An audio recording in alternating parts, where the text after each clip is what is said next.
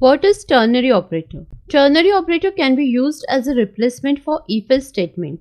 Syntax for ternary operator is variable equal to condition question mark expression 1 colon expression 2. So you have certain condition given over here.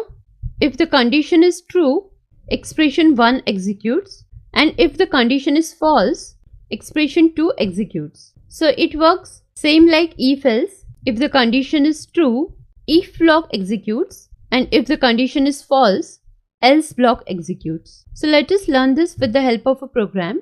Write a Java program to check the larger number. We have defined a class named Ternary Demo. We have defined main method. Execution starts from here. Memory allocation for variable a, b, and max will be done inside stack. Variable a is assigned value 5, hence value 5 will be stored inside it. Variable b is assigned value 10, hence value 10 will be stored inside it. And max is not assigned any value. System.out.println, first number will be printed to the output screen and value of variable a, that is 5. First number colon 5 will be printed to the output screen. The next statement system.out.println, second number colon and value of variable b, that is 10, will be printed to the output screen.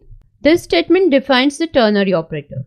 The syntax for ternary operator is variable equal to condition question mark expression 1 colon expression 2. Value of variable a is 5 and value of variable b is 10.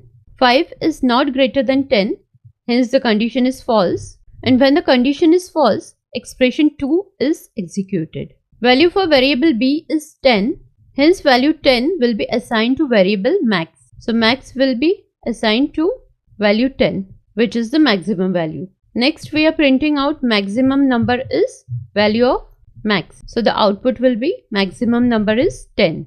This is how ternary operator works.